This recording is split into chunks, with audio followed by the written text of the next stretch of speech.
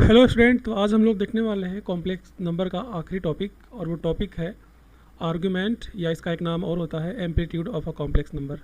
And ये जो आपके सामने बच्चों सिलेबस है, ये आईआईटी जेईई का सिलेबस है। एंड हम लोग इसके बाद देखेंगे क्वाड्रेटिक इक्वेशन, जो नेक्स्ट वीडियो में देखेंगे। तो आज हम लोग इसको खत्म करते हैं बच्चों। एंड हम लोग बहुत सारे पीवाईक्यू भी सॉल्व करेंगे, लाइक आईआईटी जेईई मेन और एडवांस टाइप। तो हम लोग आगे बढ़ते हैं और यहाँ पे चीज़ें लिखी हैं उसको समझते हैं। ओके, तो बच्चों यहाँ पे क्या है, टॉपिक क्या है आपका, argument of a complex number. अब आखिर ये आर्गुमेंट का मतलब क्या होता है, ध्यान से समझो। आपने पढ़ा था रिप्रेजेंटेशन ऑफ कॉम्प्लेक्स नंबर के अंदर आर्गेन प्लेन। क्या पढ़ा था? Argand plane.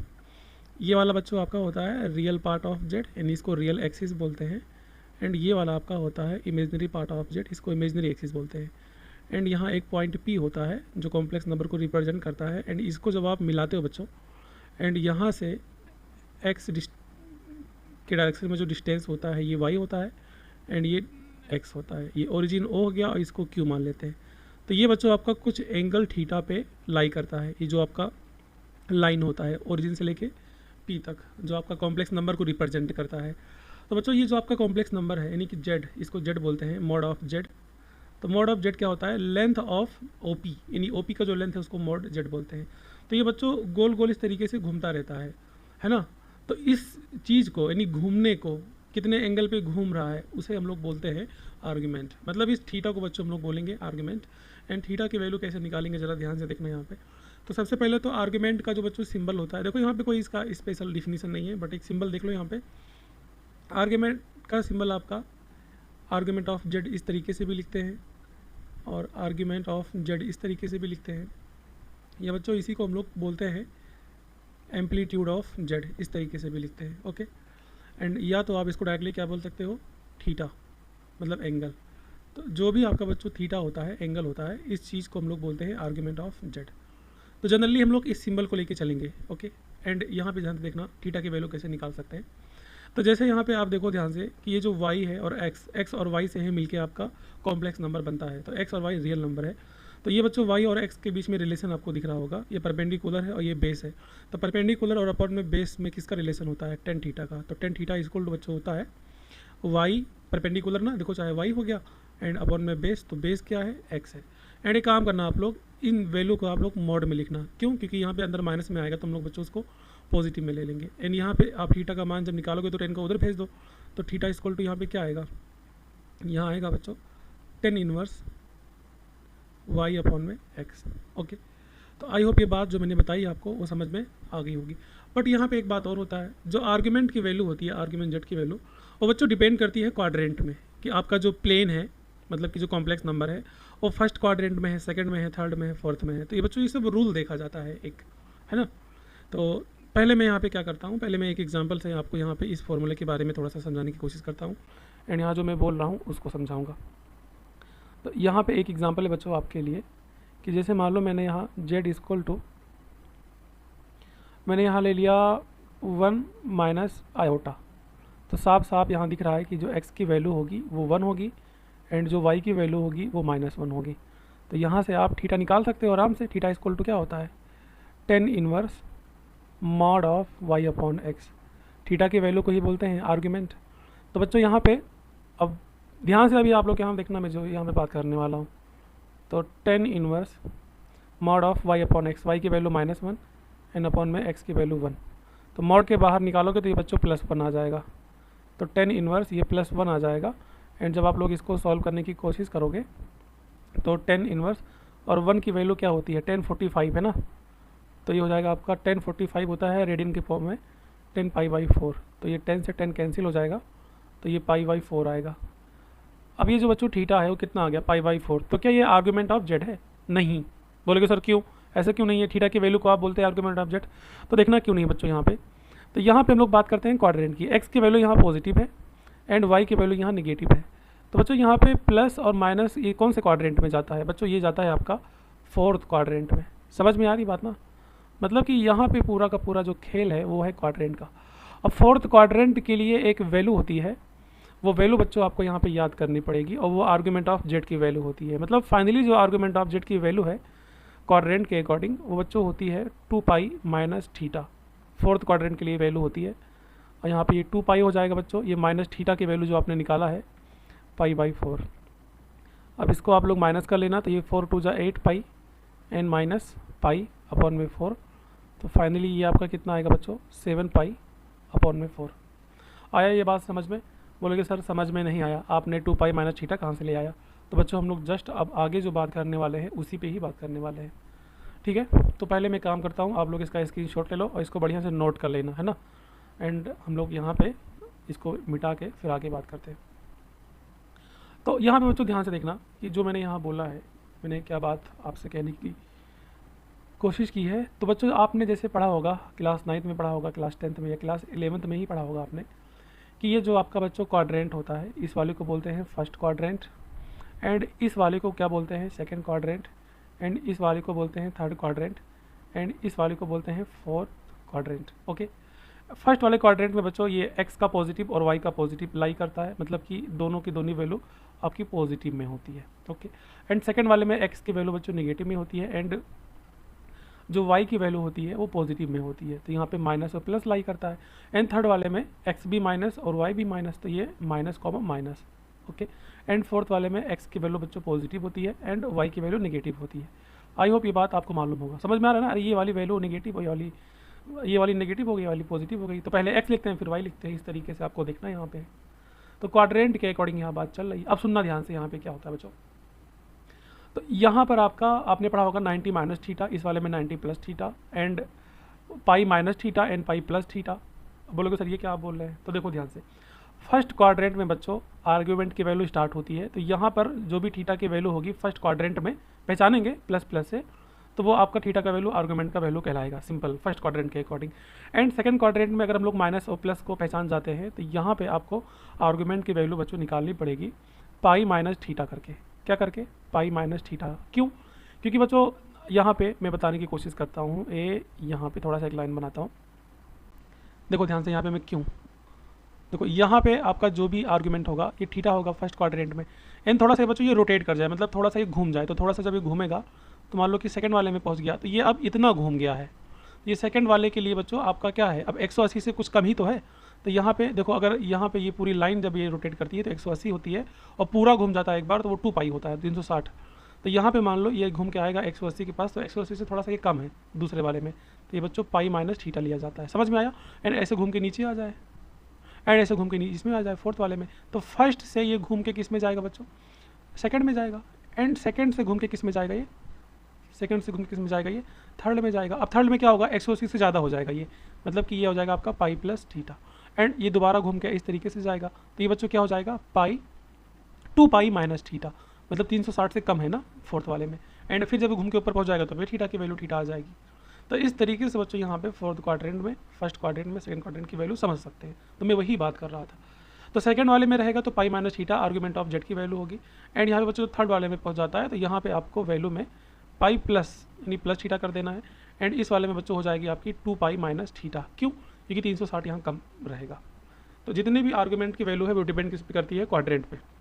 तो मैं वही चीज़ यहाँ पे आपको दिखाने की कोशिश कर रहा था कि क्वाड्रेंट के अकॉर्डिंग आर्गूमेंट ऑफ जेड की वैल्यू क्या क्या हो सकती है। तो ध्यान से आप लोग देखना बच्चों, मैं यहाँ पे कुछ चीज़ें लिख रहा हूँ जो अभी क्वेश्चन में यूज़ करूँगा, तो उस चीज़ को आप यहाँ पे लिख लेना, है ना।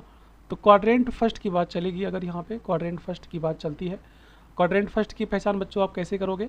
x की वैल्यू y की वैल्यू दोनों ही पॉजिटिव होगी। अब ये कैसे अरे आप इसके पहचान करोगे बच्चों?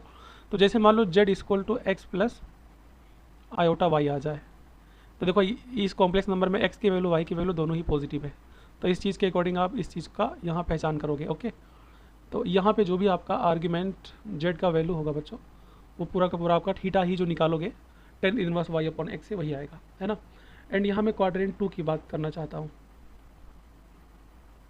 क्वाड्रेंट सेकंड की बात करना चाहता हूँ मैं। तो क्वाड्रेंट सेकंड की वैल्यू कैसे निकालोगे? अब सेकंड वाले में बच्चों आपने देखा कि x माइनस में और y पॉजिटिव में होता है। अब यहाँ पे x minus iota y type का कुछ इस तरीके से आप बना सकते हो चाहो तो, बट ना बनाओ तो नहीं, यहाँ पे x माइनस आयोटा वाई नहीं होगा, यहाँ पे minus x plus iota y होगा ना। मतलब मैं थोड़ा सा मैं यहाँ पे आपको दिखाने की कोशिश करता हूँ, minus x plus iota y की x की वैल्यू माइनस में है और y की वैल्यू पॉजिटिव में है ना। तो यहाँ पे बच्चों जो आपका आर्ग्यूमेंट जेड की वैल्यू होगी, इस वाले में आपको पाई माइनस थीटा कर देना है। आई होप आपको समझ में ये बातें आ रही होंगी। एंड यहाँ पे क्वाड्रेंट थर्ड की बात चलेंगी, तो थर्ड वाले में बच्चों आपका दोनों ही माइनस होता है, तो यहाँ पे -x और -i/y हो जाएगा। मतलब यहाँ पे जो आर्गुमेंट ऑफ जेड की वैल्यू होगी वो 180 से ज़्यादा हो गई, तो आप लोग वहाँ पे पाई प्लस थीटा रखना, इन थीटा की वैल्यू निकाल लेना tan इनवर्स वाले फार्मूला से। एंड यहाँ पे बच्चों हम लोग बात करेंगे आगे क्वाड्रेंट फोर्थ की, है ना। तो फोर्थ नंबर क्वाड्रेंट के अंदर आपका x वाला पॉजिटिव होता है एंड y वाला नेगेटिव होता है, तो यहाँ पे x माइनस i/y हो जाएगा, है ना। तो आई होप ये बातें समझ में आपको आ रही होंगी। एंड यहाँ पे जो आपको आर्गुमेंट ऑफ जेड की वैल्यू यूज़ करनी है बच्चों, वो यूज़ करनी है 2π माइनस थीटा, 360 से कम, है ना। तो ये जो भी फॉर्मूला मैंने आपके सामने लिखा है इस सब चीज़ को बच्चों भूलना नहीं। एंड यहाँ पे कुछ वैल्यू होती है आर्गुमेंट की जिसको हम लोग बोलते हैं प्रिंसिपल वैल्यू और जनरल वैल्यू, उसको यहाँ पे लिख लेते हैं, ठीक है। तो इसका बच्चों यूज़ ना आगे बहुत ज़्यादा है, मतलब इस सब चीज़ का यूज़ आगे बहुत ज़्यादा है। तो दो वैल्यू होती है, एक होती है प्रिंसिपल वैल्यू। अब बोलोगे सर ये प्रिंसिपल वैल्यू क्या होती है, तो a value lie between -π and +π। बोलोगे सर ये क्या चीज़ है, तो सुनो ध्यान से। आपकी जो बच्चों थीटा की वैल्यू है, जो भी आपकी थीटा की वैल्यू है बच्चों, वो -π और +π के बीच में अगर लाई करती है, मतलब कि यहाँ पे कहा जा रहा है कि थीटा की वैल्यू जो होगी बच्चों, थीटा की वैल्यू जो होगी वो पाई से क्या होगी, मतलब पाई और ये सॉरी -π है ना, पहला ये -π है एंड ये +π है। तो +π पे देखो क्लोज ब्रैकेट लगा है, तो यहाँ पे आप लेस देन इक्वल का यूज़ करोगे इस तरीके से।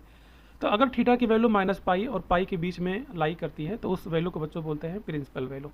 सिंपल, कोई बड़ी बात है बिल्कुल नहीं है। क्वेश्चन लगाएंगे एग्जाम्पल से, अभी आपको ये बात समझ में आ जाएगी। एंड दूसरा एक होता है बच्चों जिसको बोलते हैं जनरल वैल्यू,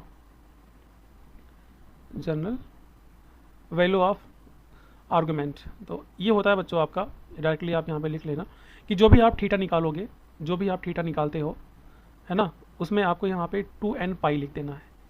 तो 2n क्या होता है बच्चों, यहाँ पे n belong to integer. Integer जानते हो ना क्या होता है, 0 +-1 +-2 एंड डॉट डॉट डॉट। तो ये कुछ फॉर्मूला आपके सामने है, ये आप लोग भूलना नहीं। थीटा मतलब बच्चों यहाँ पे आर्गुमेंट ऑफ जेड है, मतलब जो भी आप आर्गुमेंट ऑफ जेड निकालोगे उस वैल्यू के अंदर आपको बच्चों 2n π ऐड कर देना है, तो वो जनरल वैल्यू कहलाएगी उस चीज़ की। अब ये सब चीज़ है क्या, आखिर मैं आपको समझाता हूँ एक एग्जाम्पल से, ओके।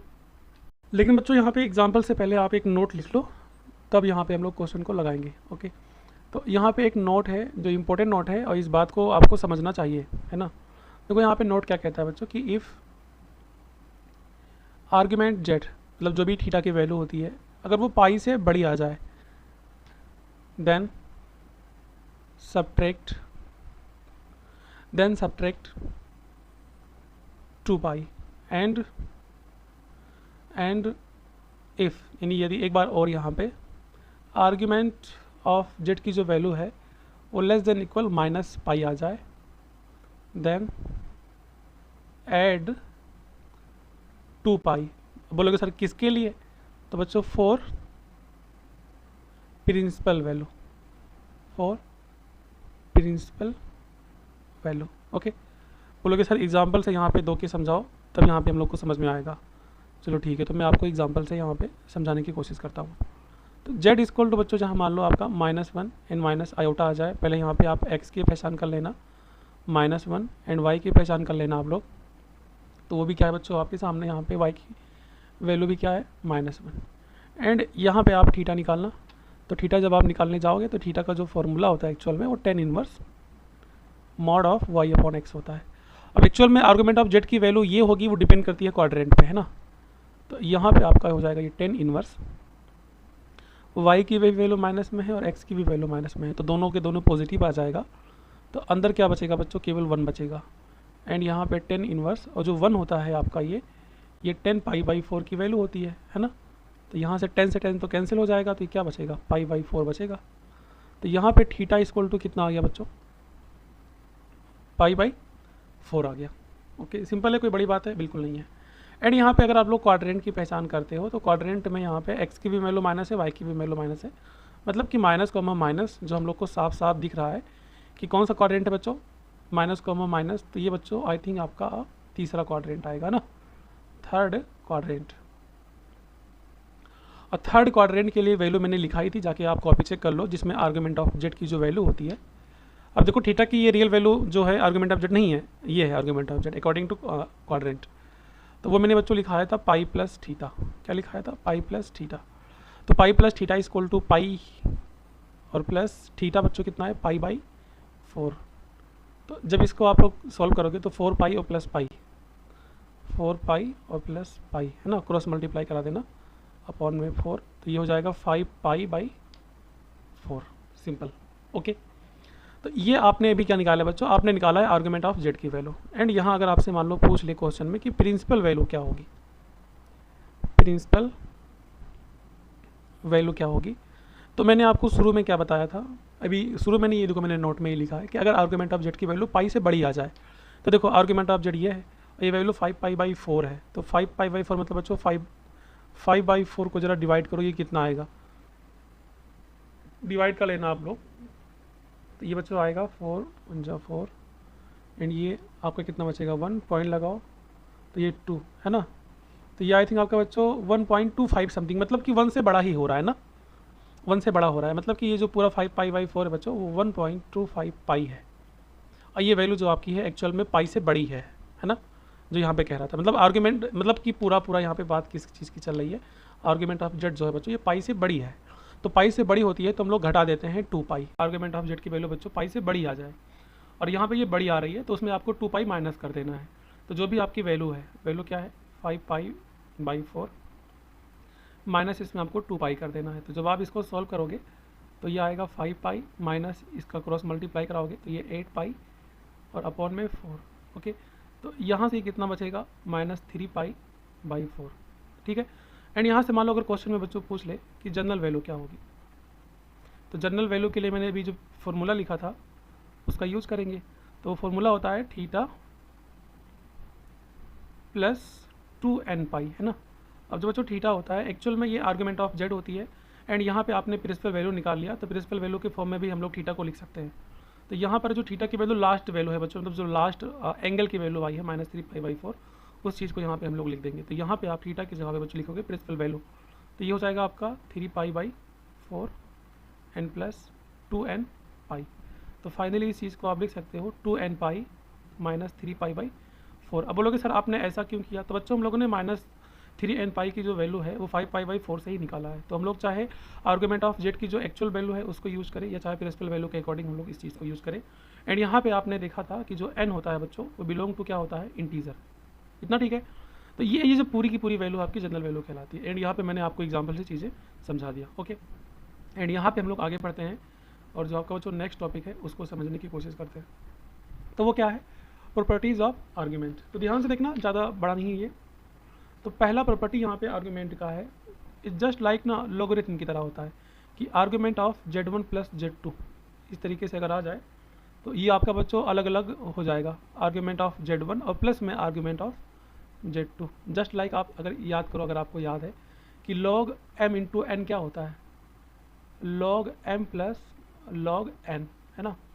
एंड यहाँ पे जो दूसरी प्रॉपर्टी है, ये पूरा का पूरा प्रॉपर्टी बच्चों लॉगरिथम टाइप है।